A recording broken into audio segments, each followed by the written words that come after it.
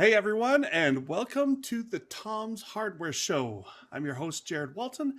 I'm here with our expert CPU man, Paul Alcorn. He's here to talk about Ada, Nvidia's Ada Lovelace. We will be discussing everything we know, taking your questions. If you got any questions, we hopefully have answers or at least guesses. So let's get to it.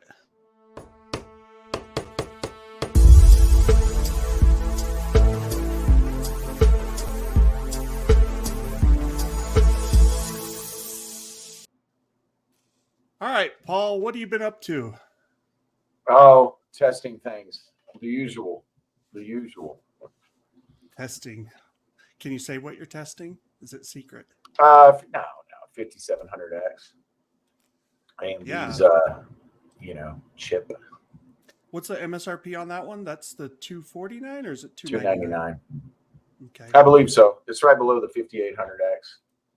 Yeah, and 5800X 3D, fastest gaming chip right now. Totally sold out. Yes, fastest gaming chip that money cannot buy, folks. Yes. That's right. So AMD had an initial launch price of $449, right? Yeah, and it never sold at $449 that we saw. It was selling at about $549, which doesn't make sense for that chip. Actually, it's not a good price, but of course people want it. I mean, it's not a. It's a rare chip. I still have one in an unopened on the mantle back there. But you've got an unopened 5800X 3D. Yes, in the retail box and everything. That's the one AMD sent me. I got it before AMD sent it to me. Yeah, Paul bought one, or we bought one for Paul, something like that. No, I didn't buy this. Oh, just a friend. Oh, okay. I think I know what you're talking about. So I had it. So there was no need taking that one down. The one I had was meant for retail. So just getting ahead of the ball, right? That's right. So let me see. I should probably toss this into our comments. Can I? We'll see. This is the link to the article. Does this go live? Yes. Okay. That goes out on Twitch and YouTube and Facebook. So if you want to see the article that we're talking about, this is something we just put up this morning. It's everything we know about NVIDIA's Ada Lovelace, kind of gathering all the rumors, all the speculation. Like there was an NVIDIA hack, right? And you say, well, gosh, they got all this data, and so we've got accurate leaks now. And I think I can safely call bull on that. Like accurate, no. I think more accurate maybe, but things change, and I don't believe for a minute that people aren't guessing at a lot of the specs and using...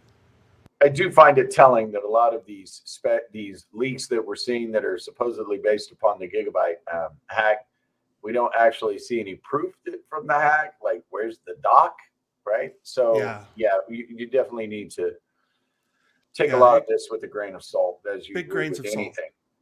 Salt. Yeah.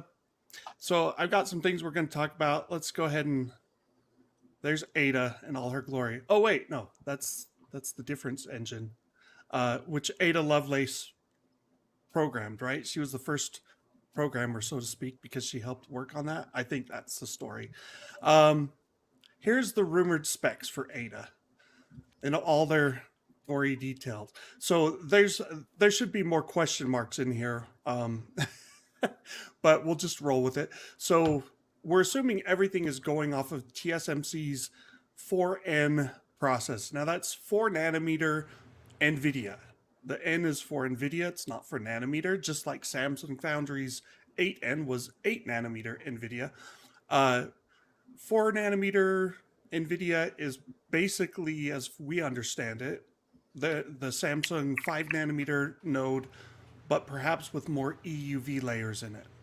And so they well, it's TSMC. Yeah, TSMC's 5 nanometer. Did I say Samsung? Sorry. Yeah, TSMC 5 nanometer with more EUV layers in there, and that can maybe reduce costs and optimize a few things. We're not sure on that. It hasn't been announced. As far as we know, the leaks didn't actually say, hey, we're using TSMC 4N. In fact, we never heard of TSMC 4N until NVIDIA announced its Hopper H100 GPU, and that's the data center sequel to the A100, which is like it's kind of a completely different beast, and I'll get into that more in a minute. But the supposed leaks have 5 chips: 80, 102, 103, 104, 106, 107. Those coincidentally take right off of what we have with the current Ampere consumer lineup. We have GA 102. GA 103 does exist, but it's so far only used in the mobile RTX 3080 Ti, I think. Like maybe Nvidia is using it elsewhere and hasn't said, but that's kind of all we really know about GA 103. Then we've got GA 104 is in like the 3070, 3060 Ti, 3070 Ti. GA 106. Actually, I think I've got slides. We can probably flip. Yeah. So this is the comparison. We've got RTX 30 series Ampere GPUs, and then to flip back and forth, we'll go back and forth a few times. So if we start on the the GA 102 versus 8102, 7 GPCs, 84 SMs, 10,752 cores maximum, power draw of up to 450 watts, and it does up to about 40 T-flops of FP32 compute. So if we look at Ada's equivalent, we're seeing potentially, and this is grains of salt, all right? They're saying 144 SMs according to the leak. Now, I'm skeptical of that number, and I'll tell you why. 144 just happens to be the same number of SMs that are in Hopper H100. And if you go back to the A100, it had like 120 SMs maximum. I believe that's right. It might have been 128. So the jump from A100 to H100 was like 10 or 15% or whatever. And yet we're saying on the consumer line, we're going to go from 84 to 144. That's like a huge jump. It's not impossible, but be wary until this all becomes official and maybe gets confirmed by more recent leaks rather than people saying they read the Nvidia hack information and came up with these numbers. Memory bandwidth doesn't change a lot because we're only going from 21 gigabits per second maximum GDDR6X up to 24 gigabits per second potentially with Micron's GDDR6X. That could be kind of good news too, right? It's bad news on performance, but good news for power. Keeping miners away. Oh, yes, and the corollary to the memory speed is there's this talk of huge L2 caches, and again, like I haven't read all of the hacked information. I didn't download that. I don't want to like risk it, basically. Jensen's going to have people come to your house if you find it. So I'm not going to like read it and report on it. I'll report on the reporting kind of thing. It's safer that way. Anyway, there's rumors saying it will have up to a 96 megabyte L2 cache, which is huge compared to what Ampere has. Here's Ampere. Oh wait, what? So we're looking at an AMD. Almost like people are going to say an AMD like approach. I screwed up my Ampere slide. The Ampere slide does not have the correct L2 cache information. Sorry, I copied and pasted and then didn't update some stuff. I've got it updated in my spreadsheet now, but it's supposed to say 666. Like basically, it's half a megabyte of L2 cache per memory controller. So there's 12 memory controllers on the 102, there's 8 on the 103 and 104, and then there's 6 on 106 and 4 on 107. So pretty much, we're talking about like major increases to L2 cache. And if you look at AMD, they did this Infinity Cache with RDNA 2, and it improved performance or effective bandwidth by about 50%. And someone was asking me about that on the article, and it's like, well, effective bandwidth, it's just a way of saying like, if you're trying to compare apples to apples, you can't just look at the raw bandwidth, because a huge cache means more cache hits, means you don't go to the memory as often, and AMD said something like 50% of cache or of memory access ended up as an L3 cache hit, which means that you effectively improved memory bandwidth by 50%. So, any other questions on this, Paul? Things you want to talk about? Um, No. the power. Let's The talk power. about power. Power, yes. So, and we could get into a whole talk on the end of Moore's law and the end of Dennard scaling, and that's basically what's happened. So, Dennard scaling was this kind of corollary to Moore's law, and it said when you get a new process node, they were shrinking typically by 30%, and that's in length and width of the transistors or the wires or whatever. And so, you're basically saying 0.7 times 0.7, you end up with 50% smaller transistors and more density in your chip. And along with the shrink, smaller transistors require less voltage, they can run at higher frequencies, like all these benefits, they use less power.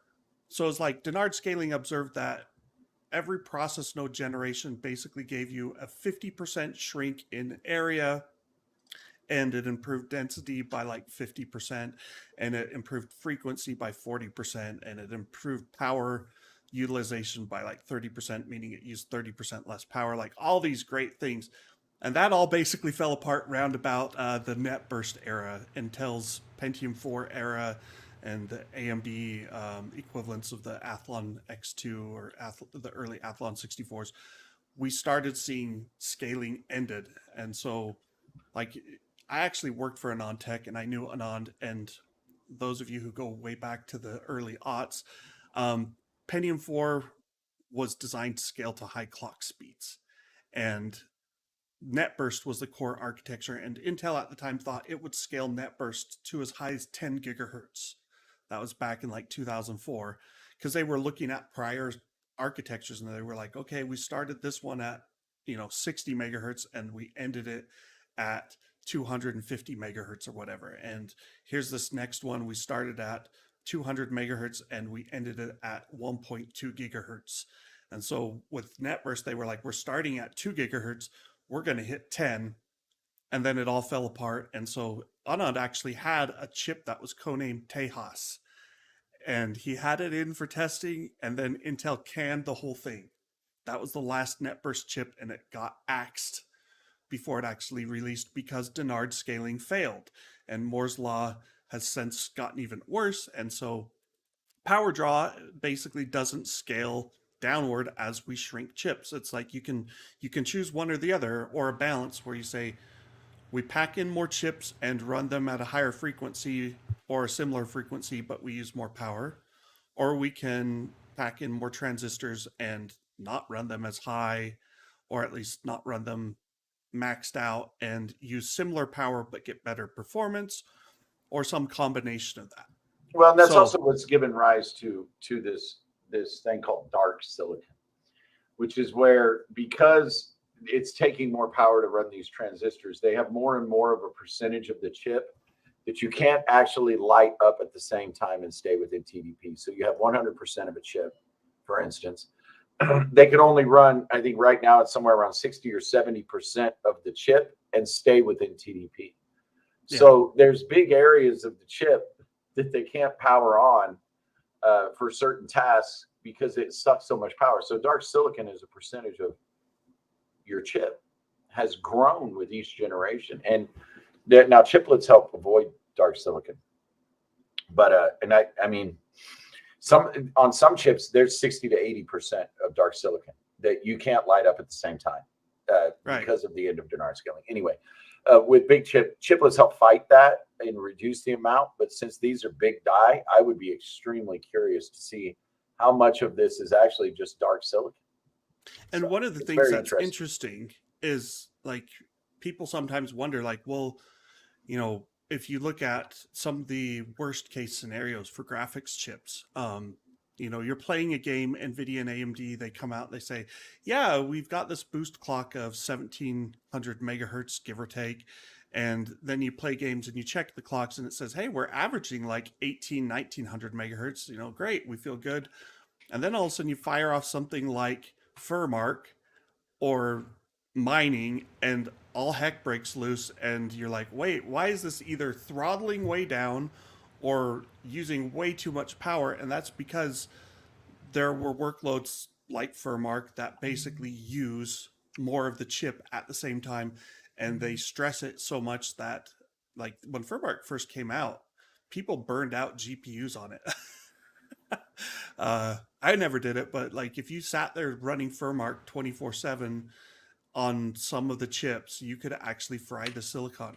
And so AMD and Nvidia released driver updates to get around that, and then eventually they basically built in far more robust power and currency and voltage regulation to pretty much say, hey, don't kill the chip. And I think that it's very telling that we're seeing the emergence, because these graphics cards are becoming so hot and sucking so much power, that we're seeing an emergence not only of new connectors like the 12 pin, not only new connectors, but an entirely new spec for power supplies. So with which card was that you measured the transient power spikes with, Jared? Are you talking about the 3090 Ti, the Asus card? Well, I remember I added it. I was looking at one of your articles where there were those real high transient spikes that you caught in your testing of power. Oh man, where it's just shot up. It's been a while. It might have been early 3090. Yeah, I believe it was the 3090. So we were seeing these massive power spikes, and they only last like a second, or not even a second, blink of an eye. And these transients are very common. But when you get these bigger dies with this kind of power, they're even greater. So with the new ATX 3.0 spec, they've tripled the amount of voltage or wattage that the power supply can supply as a transient without tripping the overcurrent protection. So it's like not scary at all. Yes. So a 600 watt card, it's now triple the amount of the card. So a 600 watt PCIe GPU, a 600 watt GPU on the new connector can go up to 1800 watts transient. They had to build that in because that's what you're going to hit. So that's part of the new ATX. I mean, they're not saying specifically for these cards, but these cards. What else would it be, right? Yes, exactly.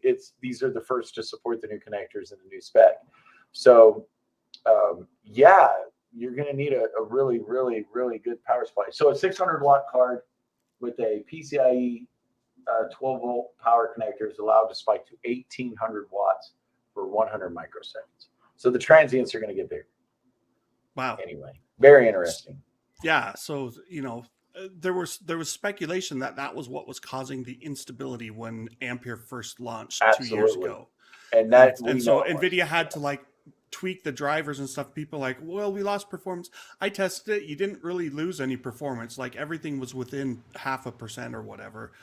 But they just had to say, hey, we got to control this better because we're letting it run too fast, too quickly. And it was often on factory overclock cards that people had issues where like Asus or MSI or Gigabyte or whoever would push a card and then it would spike so high that it would crash. So, okay, Ada, we've got 600 watt. One more thing. So conveniently, okay, in the ATX 3.0 spec, they have 4 12 pin power supply cores for the GPUs.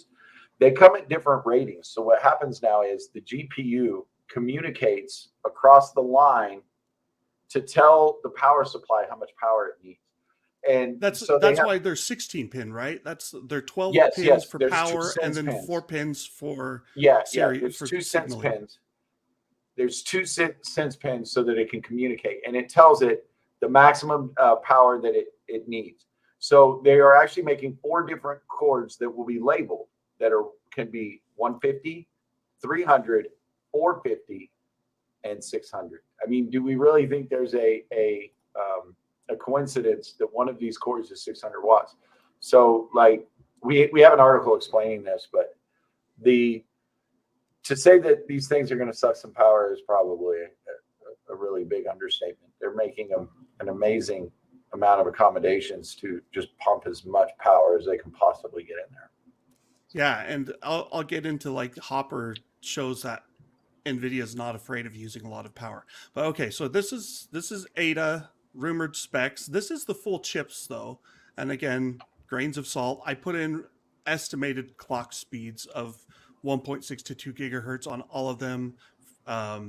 Same with memory speeds. I gave a range depending on whether they're using GDDR6 or GDDR6X and where they fall. I assume like some of the cheaper cards will stick with like 14 gigabit per second GDDR6. Others might use 18 gigabit per second GDDR6, and so on. Flipping over to Ampere, we've got what we already know. Again, GA103, GA107 were mobile only chips, and so their power draw was significantly lower, but their clock speeds were significantly lower.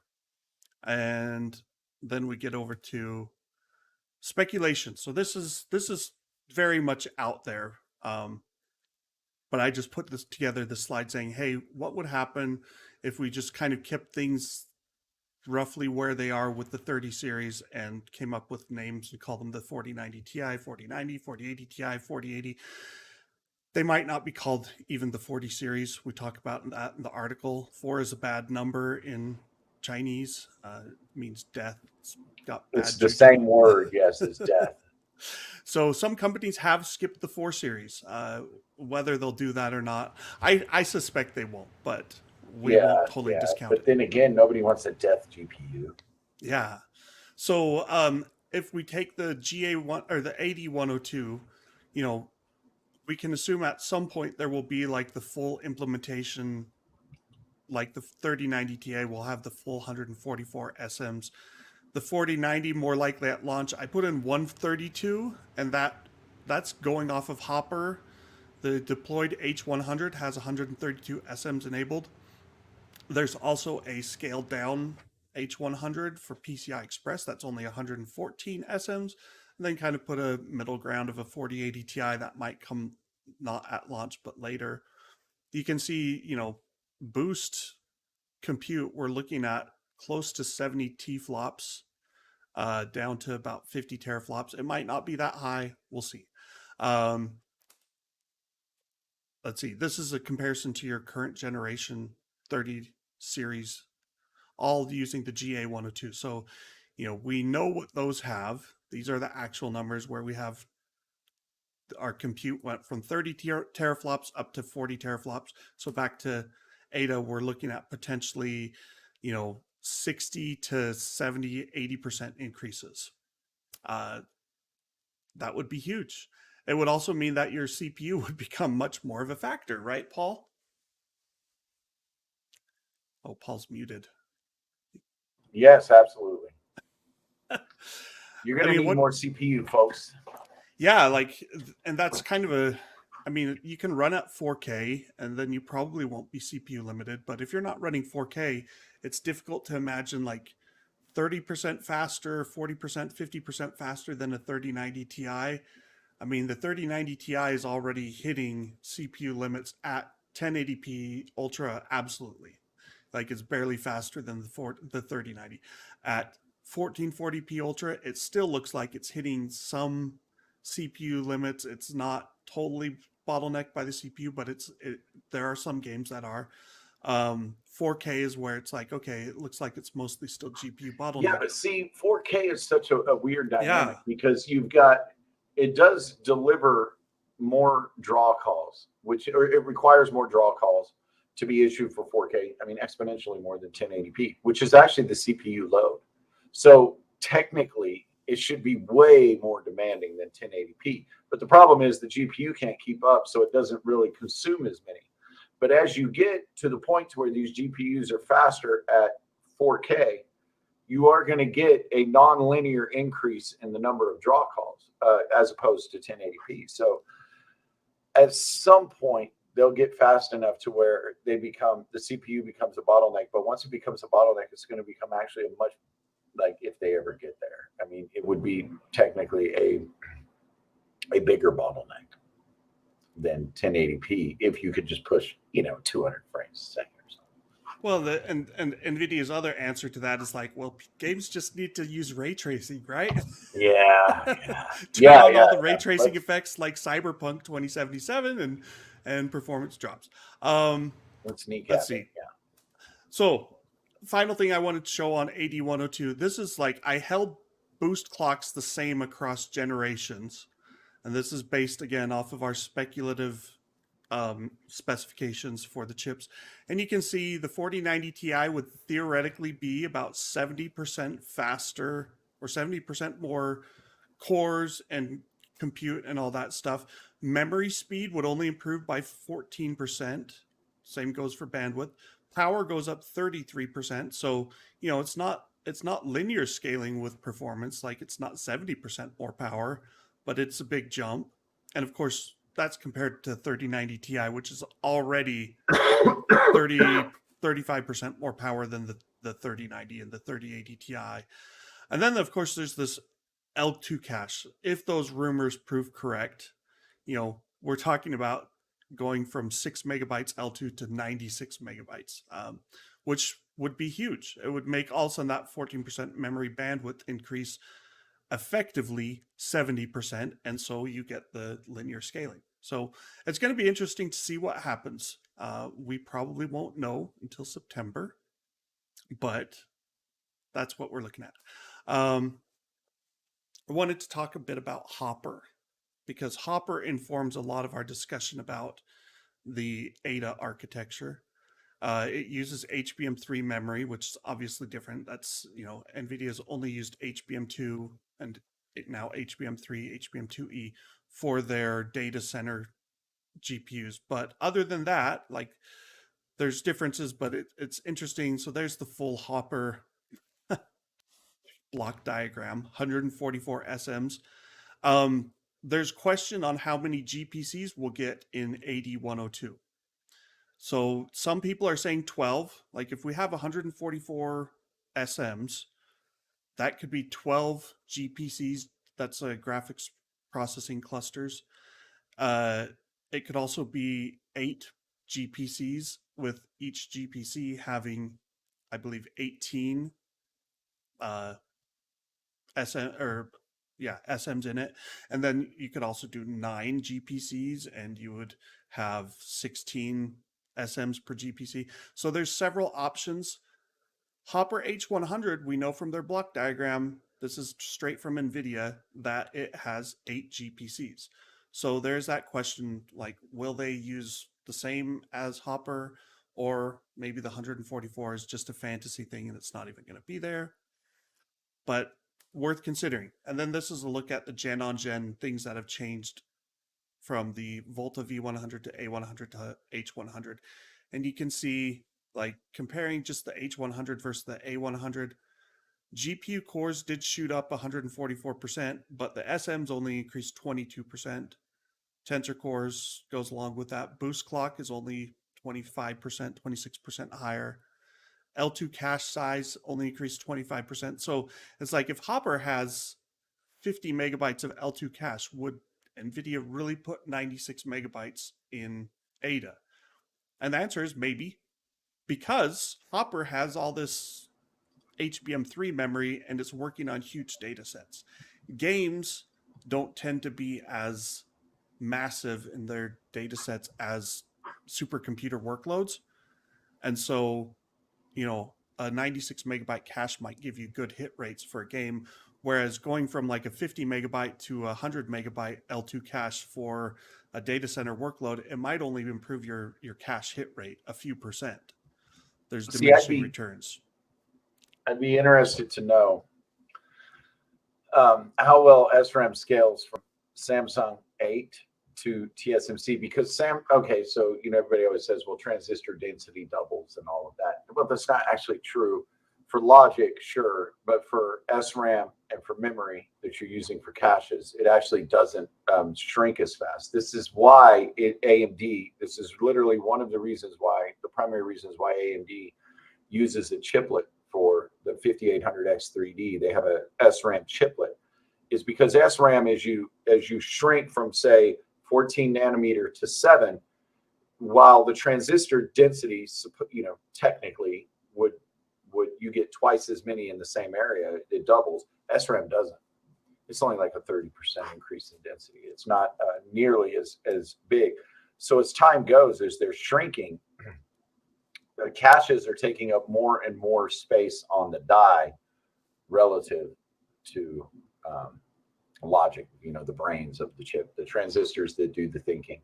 So I think it would be interesting to figure out the math on that. If they're just literally dedicating the same amount of die area to the cache, but because they get, that 0.3 scaling or whatever it would be, it doesn't scale as well. They would just work out to the same. It's just interesting. I mean, that's a lot of area is what I'm saying to dedicate. It's a lot of the die to dedicate as cache.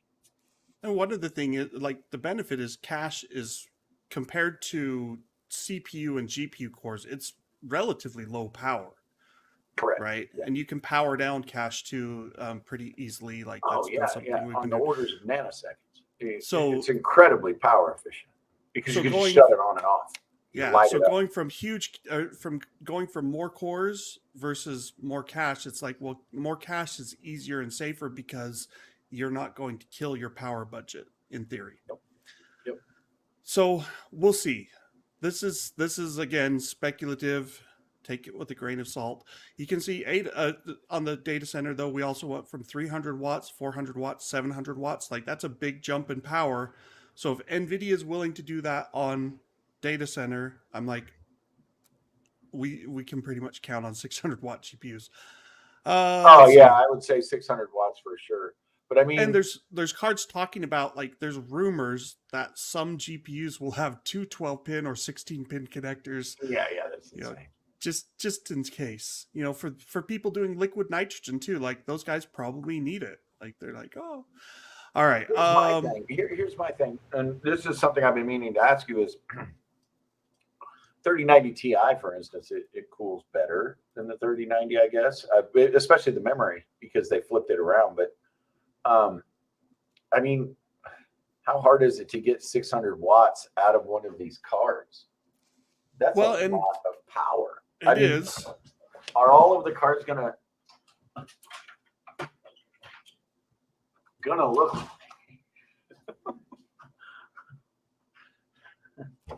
look like your triple fan? Is everything gonna be this big and require triple fans and like be big enough that? Yeah. So I actually was going to talk about that. So there's your 16-pin power connector. This is from the Asus 3090 Ti, and like I don't have other shots of the card right handy, but the 3090 Ti cards, they're all huge. The smallest cards are like the 3090 Ti Founders Edition, which is a triple slot. This is actually the 3080, and so that's just crazy, right? Right, and I mean, even low end GPUs like the 3050. No one does single slot anymore. They don't even try. Every now and then you'll get someone who will be like, "Hey, here's a rinky-dink card that's a single slot." Five slot GPUs standard. I'm sure we'll see a lot of over 3 slots, and I think everything for the 4090, 4090 Ti, whatever the top part ends up being, I think they'll all have at least triple slot designs, and some will go quad slot. And maybe Noctua can team up with Asus and make a quintuple slot card. Yeah, maybe I could just skip all of the formalities and go right with one of the nuclear cooling towers next to there your you PC. go. There you go. Just hope those things don't catch on fire. If you look at the cards though, so this is a 3080, the RTX 3080 design. And you look at that, and NVIDIA hyped up their new and improved cooler design before Ampere's launch a lot. Like, they were going on and on. It runs cooler, it runs quieter, it performs better, all this stuff. And as far as I'm concerned, that ended up being complete bunk. Like, it was just factually incorrect because all of the third-party cards stuck with traditional coolers. None of them did this funky design, and they all ran at better temperatures than like the reference cards. And the 3080 Ti was in particular a really bad result for Nvidia. The 3080 Ti Founders Edition, like it runs loud, it gets hot. Even playing games, the memory can get up to 104 degrees Celsius, and I'm like, well, I wouldn't want that card. So 40 series, whatever they end up calling the 80 GPUs, I think we can count on an overhaul again of NVIDIA's industrial design. So, they changed it from the GTX 10 series to the RTX cards. They went from blowers to dual fan axial coolers. And then with the 30 series, they went dual fan cooler or dual fans, but with like offset on the high end model. So one was on the opposite side of the card, sucking air through, and one was blowing through. And they said it made it quieter and cooled better. I don't entirely buy that, but yeah, I think we'll see see Nvidia rework some things for their Founders Edition. All right, questions. I've talked a lot here. Let's hit some of our questions. Javier, welcome back, Javier. He's a regular. Paul, what do you think of the 5800X 3D? Bargain or waste of money? If you own a Zen motherboard, an AM4 motherboard, just give them the money. Just get it over with. If you already own the motherboard and you got your RAM, you got your case, and you got your cooler, everything's installed, you have to you don't have to, but you absolutely should. If you're going to upgrade, just do it. I mean, you got to think about it. Folks with an AM4 motherboard from the first series that bought an 1800X, or pity them, like a 1300X, like one of the lowest of the low first gen Zens. You could those drop first gen Ryzen, like they sounded a lot better than they were. Like, yeah, it was 8 cores, but they did not hold up well over time, especially for gaming.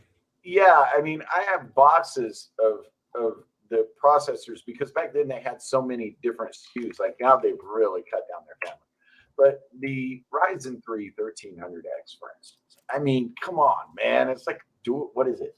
I'll have to double check. Quad core thread, right? But you could take a system built around that chip and you could drop a 5800X 3D in it today. You don't even have to change RAM, because here's one thing. You can overclock the RAM all you want. You're just spinning your wheels. You could take potato RAM, the worst RAM money can buy, and put it on that thing and get just the same performance as you can with the best. Put in your RAM, run at 3200. It doesn't matter. The cache takes care of that. I thought it was an anomaly in my testing, but then I went through and I was afraid to make any definitive conclusions because I didn't have time to do more testing on it. But when I went through and looked at everybody else's reviews, the few of us that actually do overclocking as elite members, nobody showed any improvement. So, I mean, it doesn't matter. Just throw it in the board, be done with it, right? Which makes sense. Like, that's the whole point of a massive L3 cache is, like, your memory speed becomes less of a factor.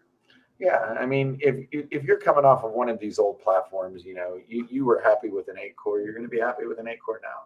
I mean, 1800X was, that was the pinnacle.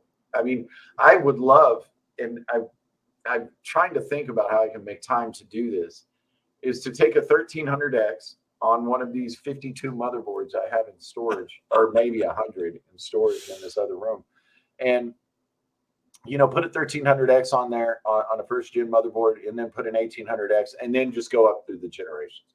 Drop a 2700X, drop a 3800X, drop to 50. Put in the XT just so we can all laugh about how bad those chips were. What a waste. So anyway, here's my thing, Paul. Like 5800X 3D is amazing. I am skeptical. I'm skeptical as hell that the first gen 300 series motherboards will all properly run current generation Ryzen, even with the BIOS update. And I say that because I actually have a nephew who has an X370 board and a Ryzen 1700X. And he's like, dude, I can get a 5800X for $300 or $350. So he bought one, flashed the BIOS, dropped the chip in, won't post.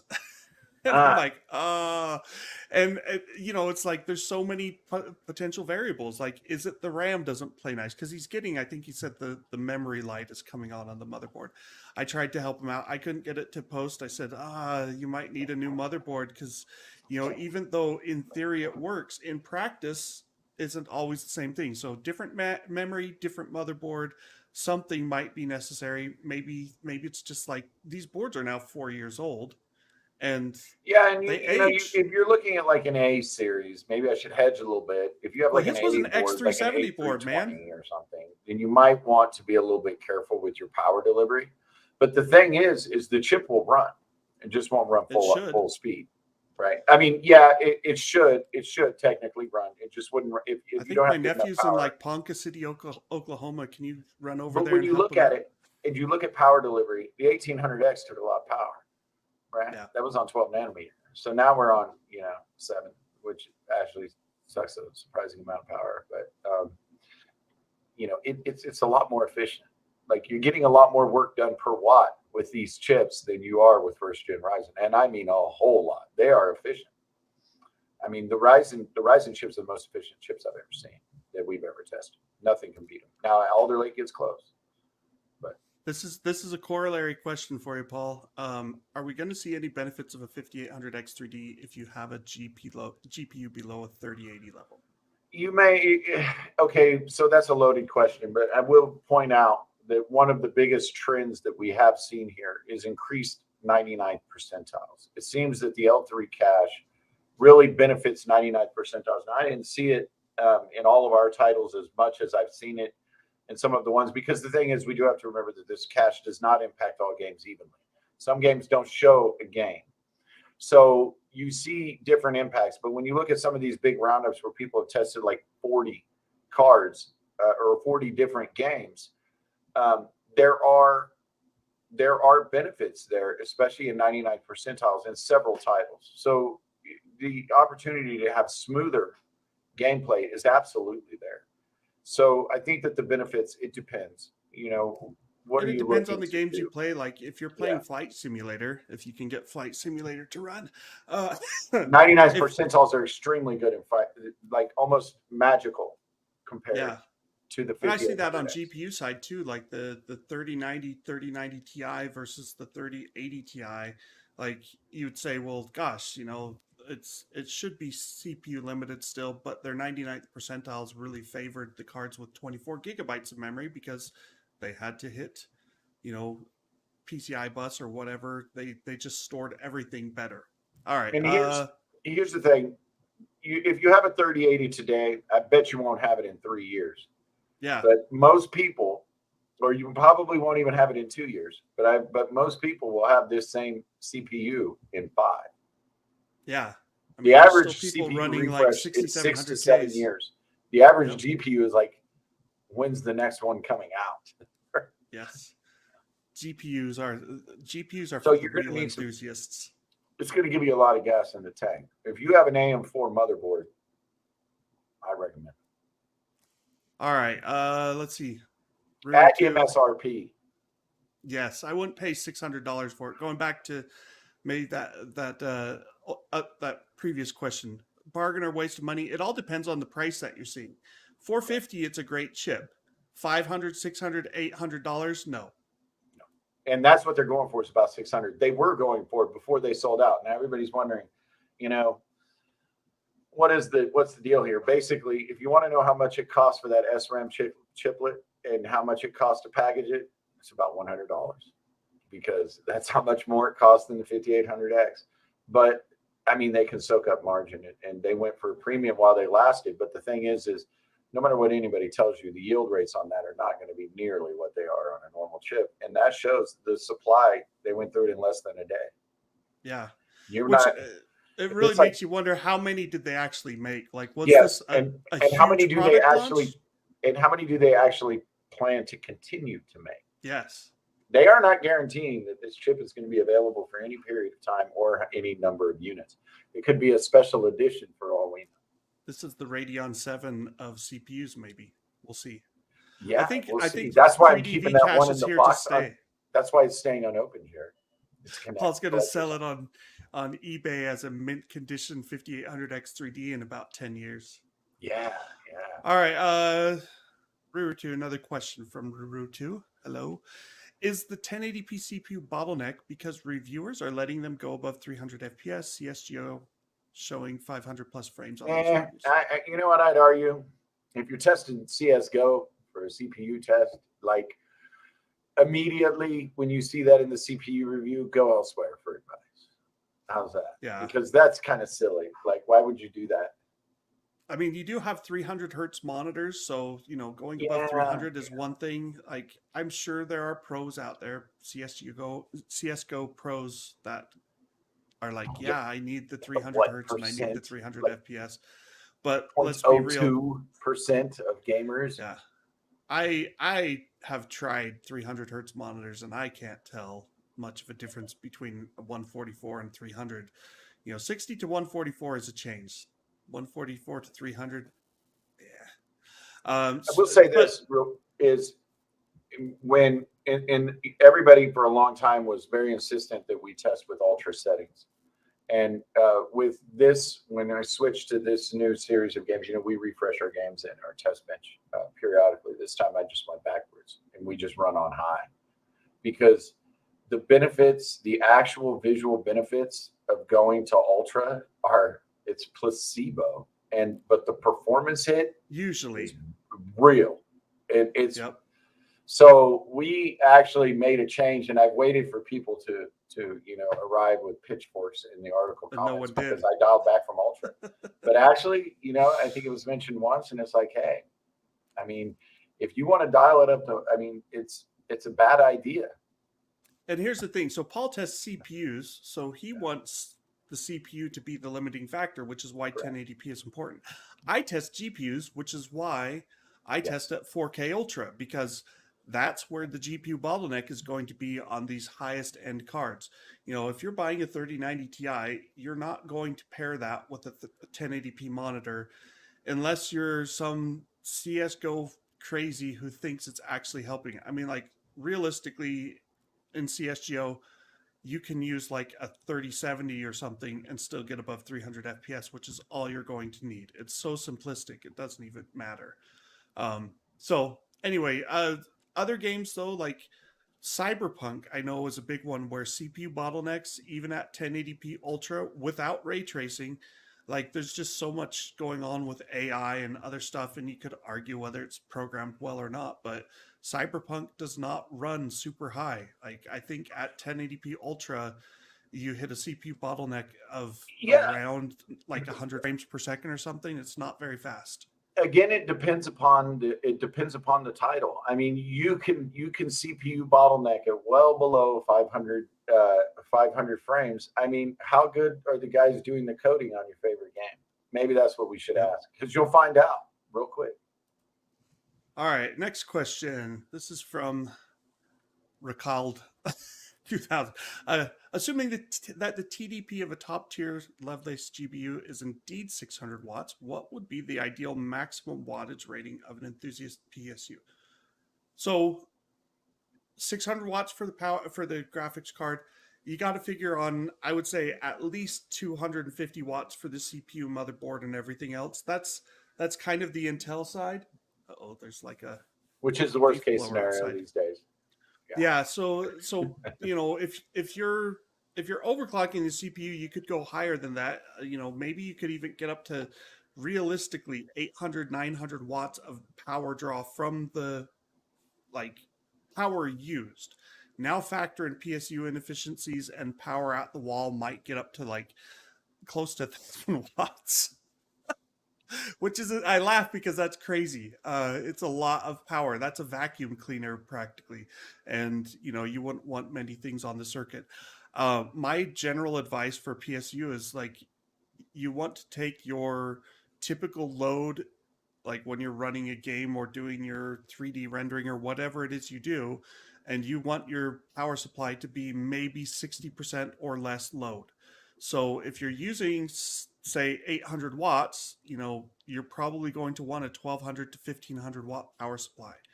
If you're actually overclocking and you're using 1,000 watts, then like absolutely 1,500 watts, 1,600 watt. If you're only using 500 watts, then you can get down to 1,000 watts. I mean, I've got a good quality. Uh, it's a Seasonic Focus G Platinum PSU is in one of my test beds here. It's only 850 watts. I tested it just fine with the overclocked, factory overclocked 3090 Ti drawing. So power draw at the outlet was, I think, 680 watts or 700 watts. And the card itself was using up to 500 watts. So, you can get away with a lesser PSU, but just know, like, if you're running your PSU at 80 to 90% maximum load a lot, it will probably fail a lot sooner. And I would just add a caveat to that. First of all, I'm all the way with Ruru2's comment down here. Ruru's probably nailed it. When you're buying a $2,000 GPU, go with the 1,200. Yep. Peace of mind. Or 1,500 watt, right? Yeah. I mean, for 4090 stuff, like if you're going to buy a $2,000 PSU, like you really ought to consider the titanium 1,500 watt and be done with it. I run EVGA 1,600 T2s, and I've got 3 of them because I don't want to think about it. But anyway, I don't have to pay for them. So it's a little different. But back to the point at hand, when you're using older power supplies, some of this might not apply as much with older power supplies because they have OCP, which is overcurrent protection. And older power supplies are a lot more sensitive to overcurrent. So when we're talking about these big, massive transient spikes, bam, bam, and this was really worried about, a lot of people thought this was the problem with the 3090, and I think it was absolutely at least a component of the problem, is older power supplies, when you hit those transients, which is the spike, they call them excursions is the technical term, or transients, but you just a spike. When you spike up to 1,200 watts on an older power supply, if that's over its rating, it can hit OCP protection and turn your power supply off. Newer power supplies can handle that a little bit. And as we were just talking about the new power supplies that are coming, the ATX 3.0 that are coming to market.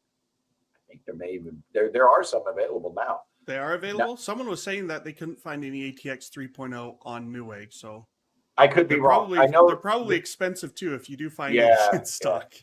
Now, if you get one of those, as we discussed earlier, those are already designed to tolerate 3x the peak power. So we're saying plenty of stock in Sweden. Is that for the 5800X 3D or is that for something else? ATX 3.0. Maybe GPUs.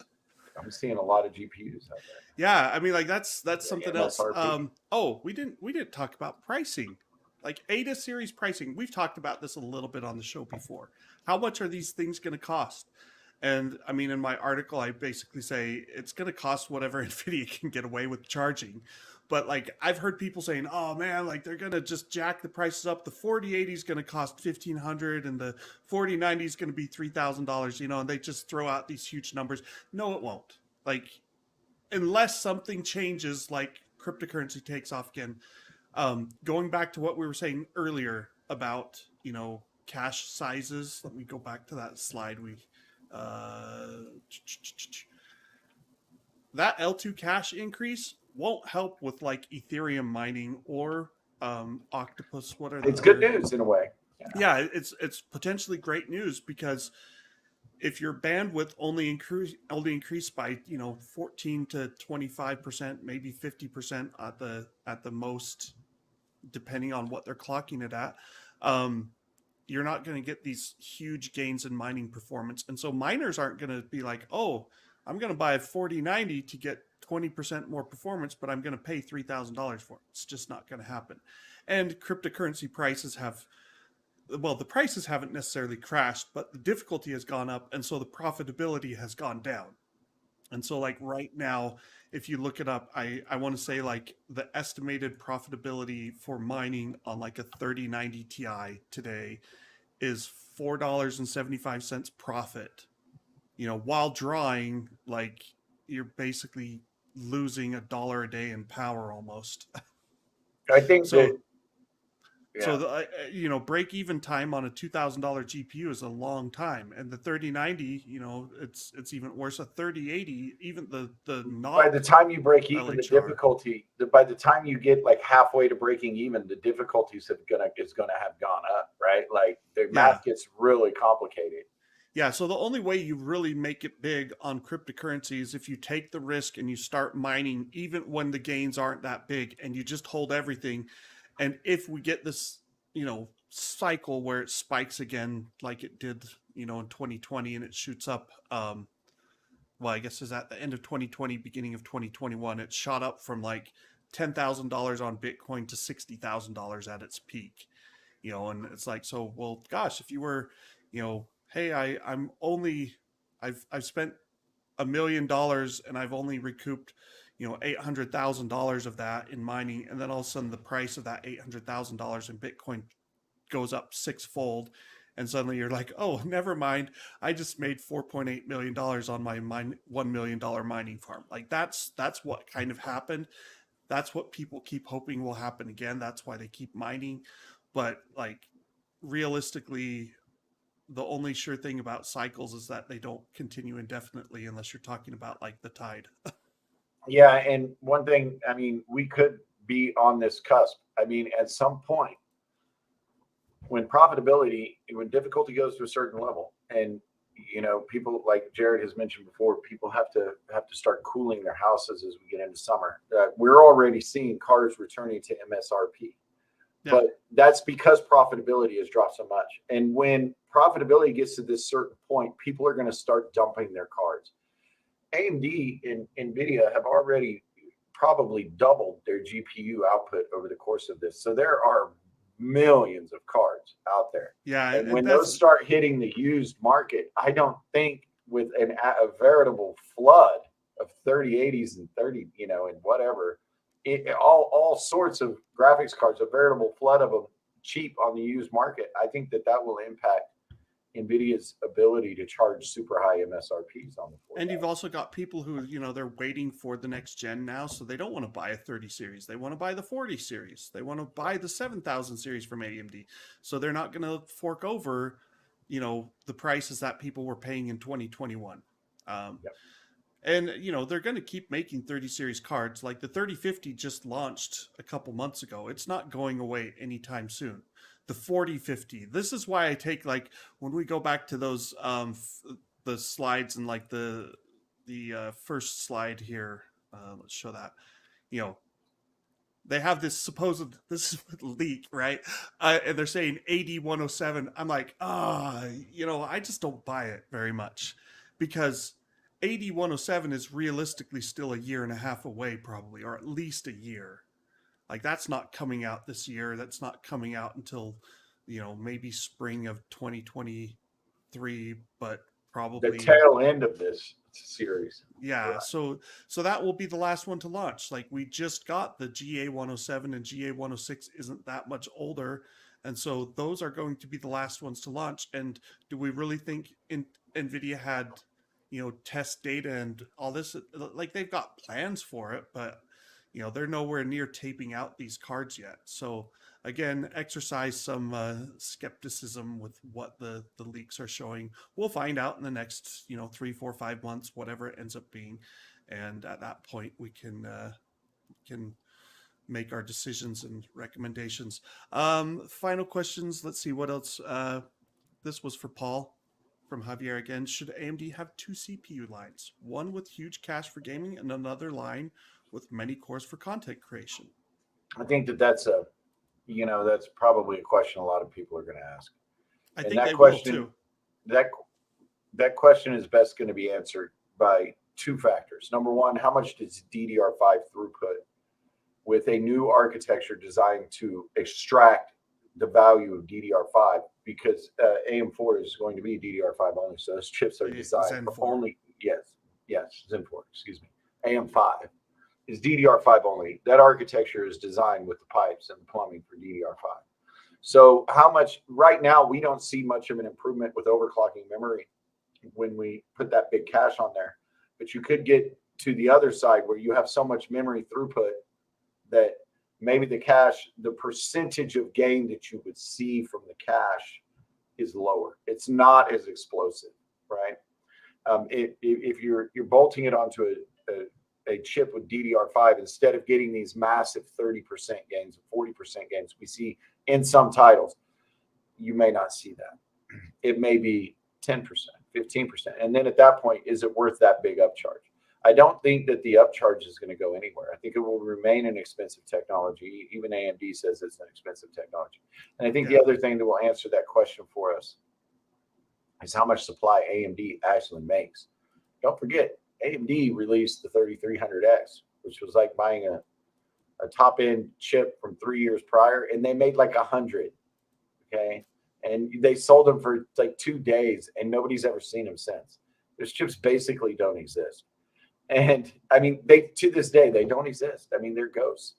And I talk about that all the time because AMD has done this. It was too good a chip. It made their more expensive chips look bad for Yes. certain workloads. Yes, they definitely did not want to sell that chip and cannibalize themselves.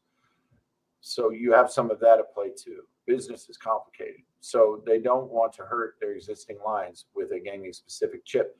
Like, hey, if we can sell this other chip, a 5950X, to a gamer who's looking for the bleeding edge, and he's going to pay $600 for it, or are we going to sell this 450?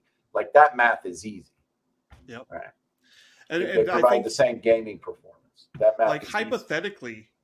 If you had like a Ryzen 5600 X3D, like how awesome would that be, right? Like that would probably be nearly as fast for gaming because games aren't really using more than 6 cores, maybe 8 in a few, but most are 6 core. And so if you had a higher clock 5600 X3D with all that L3 cache, like that would be awesome. But AMD doesn't want to make that chip. That's why, it's like, it's the fit, I mean, that would be the 5950X killer or the 5900X killer or the 5800X killer. It wouldn't be like a 12900K killer. What it would really kill is AMD's more expensive products. So be wary. Let's see how supply goes. It didn't last nearly as long as I thought it was. And I was very highly skeptical the last 2 days. It didn't last hours. Yep. All right. I think that's it for our show. Hope you enjoyed it. Thanks for watching, everyone. And we appreciate your comments and feedback. I can say, like, I just wrote up this whole thing about everything we know about Ada. If I did the same thing for AMD right now, like, it would be a paragraph, and it's like I can guess a whole lot about what AMD is doing with RDNA 3, but we really know nothing concrete. Like, there's no leaks or anything to go on. So maybe it will be a while before we do RDNA 3. I still even wonder if they're going to launch in volume this year. But it's been it's exciting to look at what's coming. If you're still looking for a GPU upgrade, like, we're very much entering that phase where I said this right before Ampere launched. I was like, it's a terrible time to buy a GPU. Don't buy the previous gen, the 20 series, right before the 30 series came out. Well, I ended up being horribly wrong, but I was only horribly wrong because of the pandemic cryptocurrency shortages. Those two things combined and killed supply and made prices horrible. But I think we're kind of entering that phase again where you'd have to think twice before spending money on a top tier RTX 30 series or even an RX 6000 series. I think the 40 series looks very promising. Like, I wouldn't buy anything right now. Yeah, even if these guesses are like half, again, too high, so like instead of a 70% increase, maybe we only get a 35% increase. That's still huge. Like right now, you're going 35% above a 3080 is a 3090 Ti, and if the 4080 can give you that for roughly the same price, you want to wait. And the same with with CPUs. When I keep saying if you have an AM4 motherboard, just buy it, shut up. But in all other cases, if you're building a new system, wait. You've got AM5 coming, and we've got Raptor Lake from Intel is going to be something special. Make no mistake. Yeah, it's going to be brutal. They're talking about 5.8 gigahertz. The past year and a half has been horrible for graphics cards. I mean, like everyone has wanted a 30 series, and it's been hard to find them at reasonable prices. I'm hoping hoping very strongly that Ada and RDNA 3, like that we go back to closer to normal. And so even if they're a little higher price, like please, like give us good supply and don't charge $2,000 for a card that's supposed to cost under $1,000, and we'll be good to go. Anyway, thanks for watching, everyone. We will be back next week. I don't know what we'll talk about. Maybe we'll have Paul on again. Paul's my friend on the show. Thanks for watching, and we'll see you next time.